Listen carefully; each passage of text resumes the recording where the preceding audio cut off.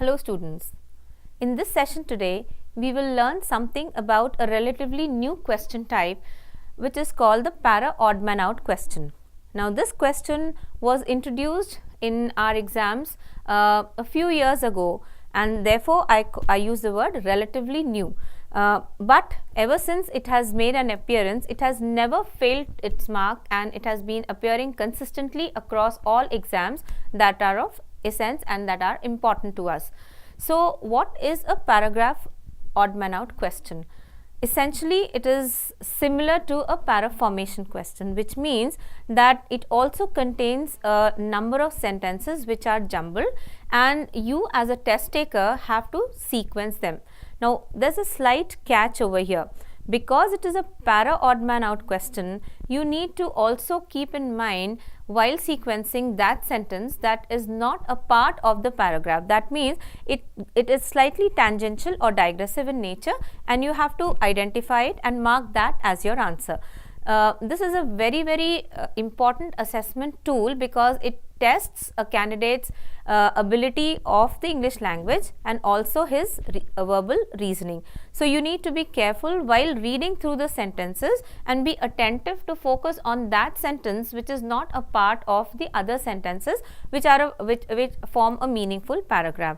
So once again, your focus should be on how to start the para, how to begin the para. The first thing should be read the sentences, identify the opener or the first sentence of the paragraph, and look for connectors which add on to the idea, build up the idea and associate one sentence with the other. In doing so, you will come across a sentence which, though related to the main topic, goes slightly away from it, and this is the sentence that you have to be on the lookout for, because this is the odd man out sentence for you.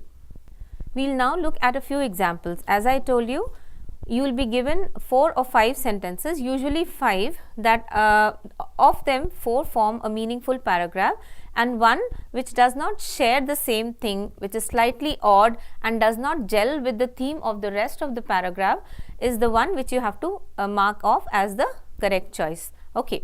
So I'll read out the sentences for you. They are there on the screen. Please take a note. The first one says, so great has been the recent expansion of Jewish settlements around the little Palestinian hamlet of Beit Skaria on the southwestern edge of Bethlehem that it is now completely surrounded. The boom in building hotels for Christian pilgrims has slowed as hoteliers scour for new land.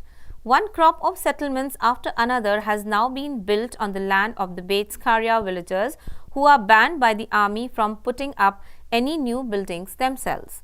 To reach its pretty hilltop, you have to drive through the sprawling settlements of Gush Etzion, one of the largest of Jewish settlement blocks on the West Bank, close to the 1967 border. When they need to renovate their dilapidated homes, they smuggle in building material in their car booths. So now that I have read through, let us look at which sentence will start the idea. Now, very clearly, the first statement itself opens the paragraph because it starts describing the expansion of Jewish settlements and how it is taking place. So we place one and then look at the other sentences. Look at the pronoun its, which is there in the 4th sentence. Now, its is definitely related to the settlements which have been described in the first sentence. So, you can use this as a link to connect the sentence to the previous one. So, after 1, we have 4 because it explains how the method of reaching the hilltop. After this, well, keep looking at the sentences and understand among the given ones, 3 will follow 4 because it elaborates how these settlements have been built in the area. Okay, so you have 1, 4 and 3 and they form a meaningful paragraph so far. Now the choice is between statement 2 and statement 5. When you look at it, you realize that when they need to renovate their dilapidated homes is still on along similar lines because this theme is the same, but 2 says the boom in building hotels for Christian pilgrims has slowed as hoteliers scout for new land. Now this is at a tangent. It goes away because it brings in a different idea in the form of a boom, and because there is no mention of the word boom in the rest of the sentences, we cannot have 2 which to find a place in the paragraph. So very clearly statement 2 is the odd man out for this paragraph. Take a look at the next example and I'll read it out for you. The retail side, however, is distinctly soggy. One profound change is that consumers now want to spend their money on experiences such as eating out, holidays, cinema or going to the gym rather than products such as clothes or food. Hence, the differing fortunes of the restaurant and retail businesses at the Hard Rock Cafe. Hamish Dodds, its worldwide boss, says that the restaurant is doing fine. The original Hard Rock Cafe still occupies the same incongruous spot in Mayfair, a posh district of London, that it did in 1971 when it opened.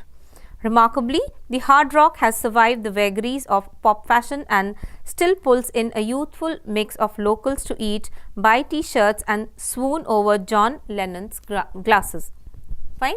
So, it's very clear that the paragraph is related to the Hard Rock Cafe. The most important sentence or the most neutral and topic sentence is statement 4 because it tells us or it initiates the topic of Hard Rock Cafe. After this we have 5 because it describes the progress or advancement and how it has survived everything. It has survived the ups and downs and still remained on top. So 5 will be followed by 1. Now after 5 we bring in 3 because 3 gives a confirmation by the boss that this restaurant is doing fine. So 4, 5 and 3. We are left with 1 and 2 to choose between, and we need to look at which is the odd man out. Now 1 says the retail side, however, is distinctly soggy. Now when you read the third sentence, it says Hamish Dodds, its worldwide boss, says that the restaurant is doing fine, and 1 says the retail side, however, is distinctly soggy. So the word however over here is something that you have to focus on because it contradicts the idea stated by the boss in the previous statement, and definitely there is a very clear link between these two sentences as to one preceding and the other following. So the arrangement that we have now arrived at is 4, 5, 3 and 1. Statement number 2 says one profound change is that consumers now want to spend their money on experiences blah blah blah, and this is distinctly digressive in nature because it does not gel with the rest of the idea and the theme changes. So we mark 2 as the para odd man out sentence. Fine, let us move on to another question. Look at the board. Statement number 1 says undaunted by normal constraints on time and energy, he pursued 2 consuming careers simultaneously as literary critic and as political gadfly. When intellectuals can do nothing, the second statement says, they start a magazine. Irving Howe quipped when explaining why he found Dissent, the independent leftist quarterly, in 1954. The third statement says the Eisenhower era was not hospitable to left-wing politics, and Howe's phrase is often repeated at the intellectuals' expense as if it were a confession of their irrelevance. Fourth, but that is not what Howe meant. He went on to write, but starting a magazine is also doing something, at the very least it is thinking in common. So we have a set of sentences and they relate to the person whose name is mentioned in the sentence. Now how do we start? After looking at each sentence, we understand that statement 1 cannot be a starter because it has a pronoun. He pursued 2 consuming careers simultaneously, and because of this you cannot have he, because it has the pronoun he, it cannot be a suitable opener. Among all the sentences given, You cannot even have 4 because it starts with a with a conjunction but which contradicts some idea, and definitely that idea should precede this sentence which has this conjunction but. So we relegate it to a lower spot or another space or position which is lower down in the paragraph. The third one says the Eisenhower era was not hospitable to left-wing politics. Now, after reading the sentence, you realize that it seems to be a continuation or an extension of an idea, and it is not neutral enough to present an idea, which is why it also does not open the sentence. He went on to write, again, the presence of the pronoun helps us rule it out as an opening sentence, and therefore we are left with statement 2 to start. So we start with 2, and where we have this quote by this person, Irving Howe, and then also we come to know what he did. After this we have the third statement, because it says the Eisenhower era was not hospitable to left-wing politics, and Howe's phrase. Now this phrase helps us link 3 with 2 because the phrase has just been mentioned in the previous sentence. So 2 and 3 are together. But that is not what Howe meant. Again, is a reference of what he mentioned earlier, and it contradicts by saying that what was understood and what was actually intended are 2 different things, and therefore the but has been used. So it will follow a statement number 3. So 2, 3 and 4 are together. Again, between 1 and 5 we are left to choose. 5 is more relevant to conclude because it continues with the idea and concludes it. He went on to write as an explanation or an addition to what he meant earlier, and so 5 is appropriate. So the order sequence is 2, 3, 4, 5. Now 1 is out of sync because it says undaunted by normal constraints on time and energy he pursued twin careers. So there is 2 consuming careers. So it brings in a fact that he had twin careers, which is not something which relates or has relevance with the rest of the sentences, which is why we can safely and conveniently tick on 1 as the para odd man out sentence. Another question now. This genetic condition in which people lack pigments in their skin, hair and eyes affects 1 in 20,000 worldwide and is more common in Africa. Now, the pronoun this, the demonstrative word this, is a clear indication that this sentence cannot open the paragraph. Let us move on to the next one. For centuries, people have believed that albinos are cursed.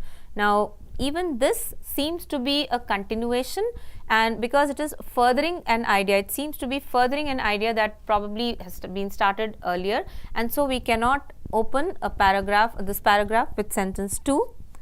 To be born with albinism is hard luck. This seems to be a likely opener, but until we have read all through, we cannot assign it that spot. So let me finish reading all the sentences, the remaining sentences for you. Albino's pale skin is easily burned by the skin and is vulnerable to cancer.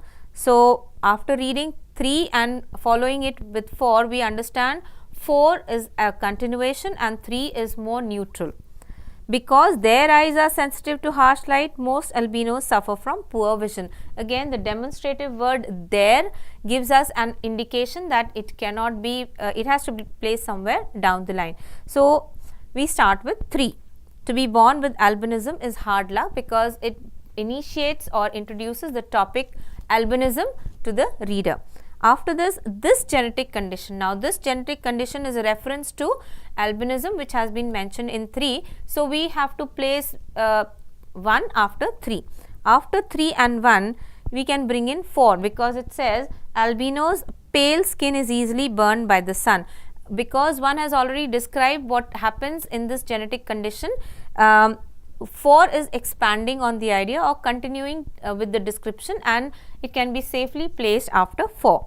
Because their eyes are sensitive to light is also a continuation and conclusion of this particular disease, and so 5 comes there. 3, 1, 4, 5 is the order which we have arrived at by this structuring, and very clearly 2 is the sentence that does not gel with the rest of the theme it says, for centuries people have believed that albinos are cursed. Now this definitely is related to albinos, but the curse, the word curse or the noun curse helps us rule it out, because we understand it deviates or it is digressive in nature.